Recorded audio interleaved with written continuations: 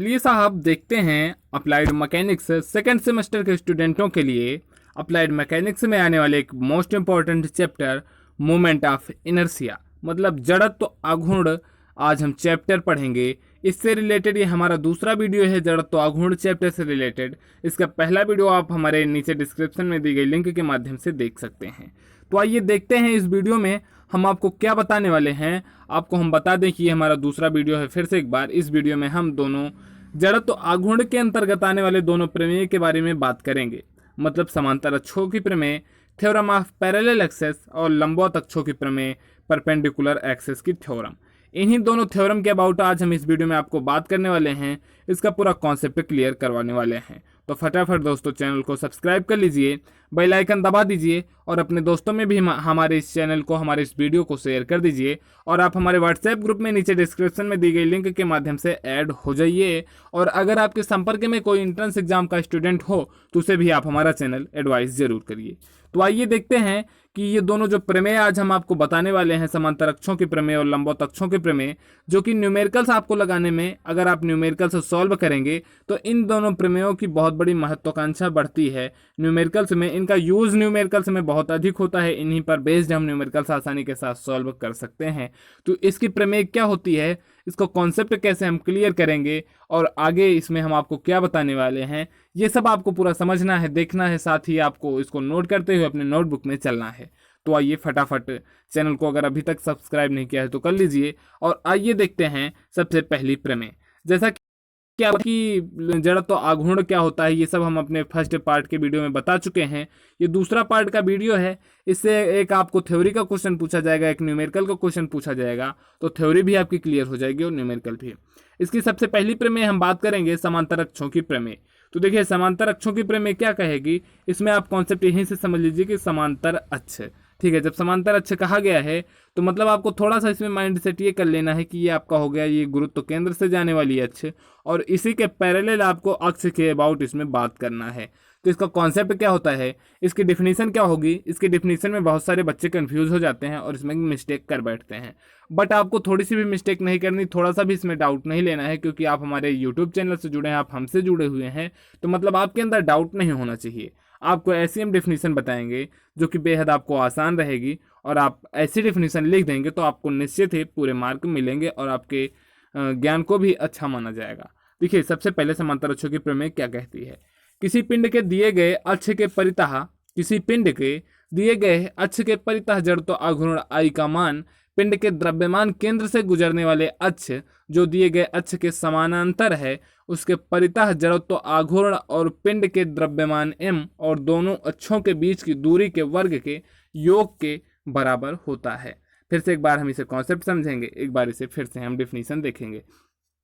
क्या कहा गया है, किसी पिंड के दिए गए अक्ष के परितः जड़त्व आघूर्ण आई का मान पिंड के द्रव्यमान केंद्र से गुजरने वाले अक्ष जो दिए गए अक्ष के समानांतर है, मतलब किस अक्ष के, जिस अक्ष के परितः आपको जड़त्व आघूर्ण निकालना है, उस अक्ष के समानांतर कौन सी अक्ष है, आपकी द्रव्यमान केंद्र से जो अक्ष जा रही है वह अक्ष, मतलब दिए गए अक्ष के समानांतर है, उसके परितः जड़त्व आघूर्ण और पिंड के द्रव्यमान m और दोनों अक्षों के बीच की दूरी के वर्ग के बराबर होता है। मतलब क्या कह रहा है, ये कह रहा है आपको अगर फिगर इस तरह से कुछ दे दिया जाए, ये आपको कोई पिंड दे दिया जाए और इसके सापेक्ष आपको इस अक्ष से, मान लीजिए इसका नामकरण a और b है, इसी के सापेक्ष आपको जड़त्व आघूर्ण निकालना है, तो इसका जो कॉन्सेप्ट होगा वो आप समांतर अक्षों की प्रमेय से समझिए। समानांतर अक्षों की प्रमेय ये कहती है कि मान लीजिए किसी पिंड का किसी अक्ष के परितः, इस पिंड का इस अक्ष के परितः जड़त्व आघूर्ण जो होगा, इस पिंड के द्रव्यमान केंद्र मतलब सेंटर ऑफ ग्रेविटी सीजी से जाने वाली अक्ष, मतलब ये क्या है, ये हो गई ये रेखा सेंटर ऑफ ग्रेविटी से जाने वाली अक्ष, इसके परितः जड़त्व आघूर्ण और फिर इस पिंड के द्रव्यमान m तथा इन दोनों के बीच की दूरी के r के वर्ग के, इसके साथ गुणनफल के, फिर इसके IG के, मतलब इस सेंटर ऑफ ग्रेविटी से जाने वाली अक्ष के परितः जड़त्व आघूर्ण के योग के बराबर होगी।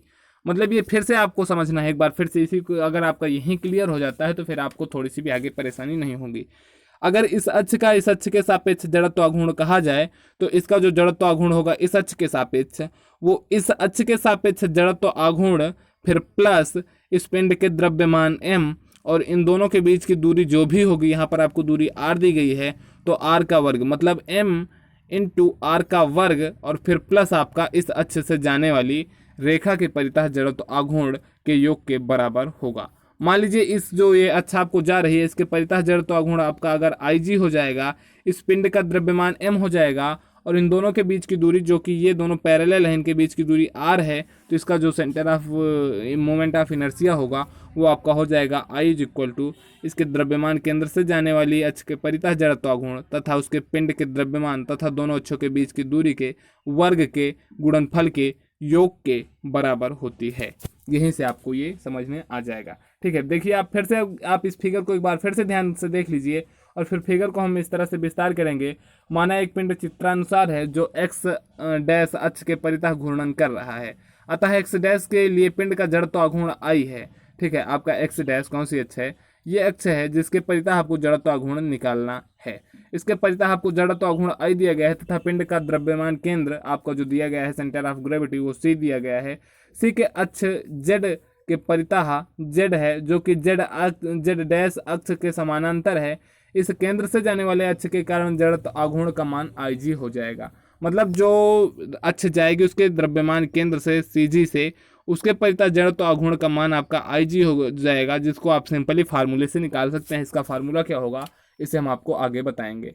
तो इसका मान IG होगा। वस्तु का द्रव्यमान m है और दोनों अक्षों के बीच की दूरी r है, तो समांतर अक्षों की प्रमेय के अनुसार z डैश अक्ष के परितः घूर्णन के कारण जड़त्व आघूर्ण जो होगा आपका वो I is equal to IG plus MR square होगा। जहाँ पर I क्या है? I है आपका जिस अक्ष के परितः आपको जड़त्व आघूर्ण निकालना है वो है। IG क्या है? ये है आपका सेंटर ऑफ ग्रेविटी मतलब उसके गुरुत्व केंद्र से जाने वाली अक्ष के परितः जड़त्व आघूर्ण। M क्या है? द्रव्यमान है। R क्या है? दोनों समानांतर अक्षों के बीच की दूरी। मतलब आपका मेन फार्मूला आ गया I is equal to IG plus MR square. इसे हम इस तरह से लिख सकते हैं और इस पे बेस्ड न्यूमेरिकल हम आपको सॉल्व करवाएंगे। फिर आपको अगर दे दिया जाए किसी सेंट्राइड का मतलब किसी गोले का आपको निकालना है, गोले से D बिंदु की दूरी पर गोले का मान लीजिए केंद्र यहाँ पर है और इसके इस अक्ष के परितः जो है आपको जड़त्व आघूर्ण निकालना है, तो इसका जो जड़त्व आघूर्ण हो जाएगा I is equal to centre of mass से होकर जाने वाली अक्ष के परितः मतलब इस अक्ष के परितः जाने वाले से अक्ष के परितः जड़त्व आघूर्ण मतलब ICM, फिर प्लस इस मान लीजिए इसका द्रव्यमान m है और दोनों के बीच की दूरी d है, तो MD स्क्वायर प्लस के हो जाएगा। तो इस तरह से आपकी पैरेलल अक्षों की प्रमेय यही होती है। इस प्रमेय के यूज से आप बहुत सारे न्यूमेरिकल्स आप सॉल्व बेहद आसानी के साथ कर सकते हैं। जैसे आपको दे दिया जाए कि कोई आपको ये दे दिया जाए आयत, और आयत से कहा जाए कि इसके इस अक्ष के परितः आप जड़त्व आघूर्ण निकालिए। मान लीजिए इसकी वैल्यू आपकी AB है, AB अक्ष के परितः आपको जड़त्व आघूर्ण निकालना है, जबकि आपका ये पॉइंट O हो जाए जो कि CG है। ठीक है, ये O पॉइंट CG है। तो आप इस ऐसे क्वेश्चंस में इसके AB के परितः जड़त्व आघूर्ण निकालने के लिए पैरेलल अक्षों का प्रमेय का यूज करेंगे। ठीक है, तो पैरेलल अक्षों की प्रमेय आपकी इस तरह से समाप्त होती है। फिर आपका अगला प्रमेय जो आता है ये भी इंपॉर्टेंट प्रमेय है न्यूमेरिकल के दृष्टिकोण से, लेकिन समांतर अक्षों की प्रमेय बहुत ज़्यादा आपके लिए महत्वपूर्ण है। ठीक है, दूसरी प्रमेय आती है लंबवत अक्षों की प्रमेय, थ्योरम ऑफ परपेंडिकुलर एक्सिस। इस प्रमेय में आपको क्या कहता है कि किसी समतल पटल पर उसके तल के लंबवत अक्ष के परितः जड़त्व आघूर्ण का मान उस पटल के तल में स्थित अन्य दो लंबवत अक्षों के परितः जड़त्व आघूर्ण के योग के बराबर होता है। फिर से आप इसे एक बार नोट कर लीजिए कि किसी समतल पटल का उसके तल के लंबवत अक्ष के परितः जड़त्व आघूर्ण का मान जो होगा वो उस समतल पटल के तल में स्थित अन्य दो लंबवत अक्षों के परितः जड़त्व आघूर्ण के योग के बराबर होगा। इसका कॉन्सेप्ट क्या होगा इसे आप इस फिगर के माध्यम से समझिए।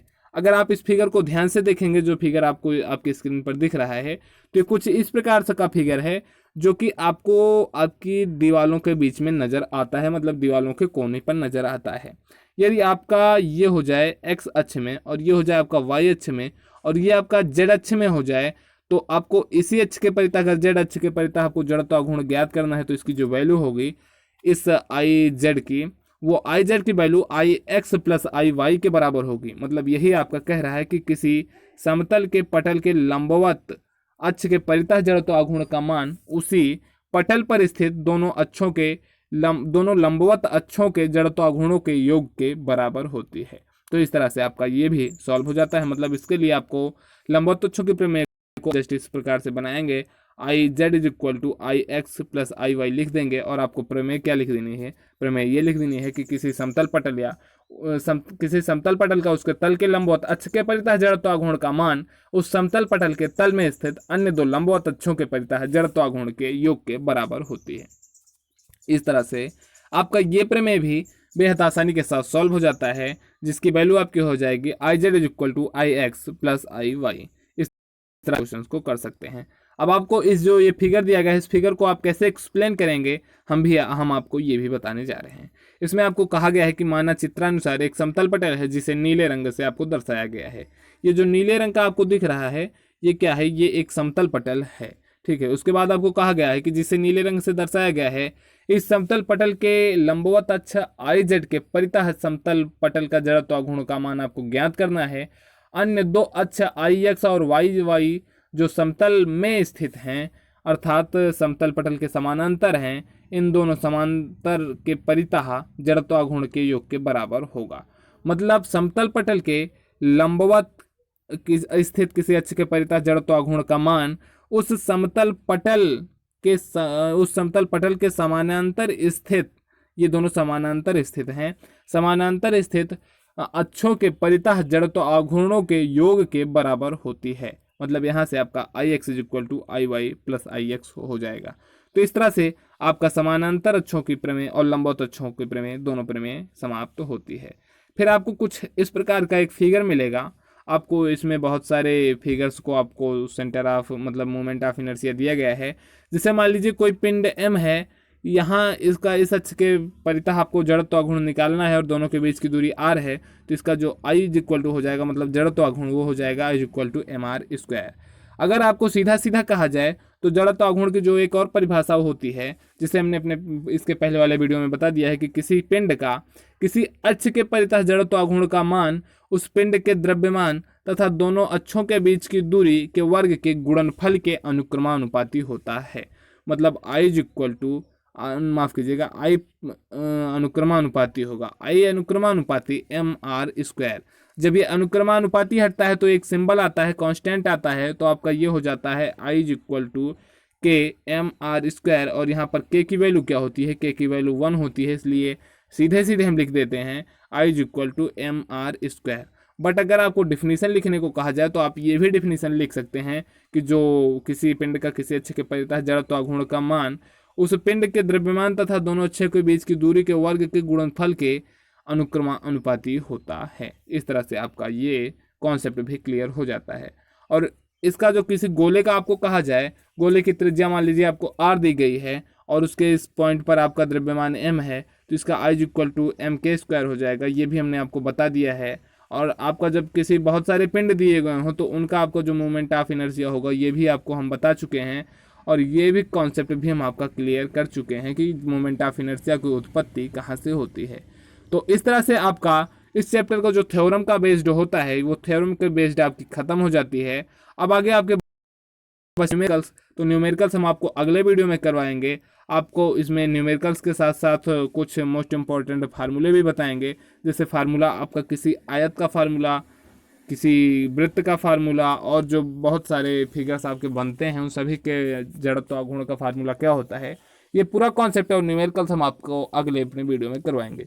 तो फटाफट चैनल को सब्सक्राइब कर लीजिए, दोस्तों में जरूर शेयर कर दीजिए। तो दोस्तों नमस्कार, जय हिंद। दोनों कॉन्सेप्ट क्लियर कर लीजिए, नोट कर लीजिए। नमस्कार, जय हिंद।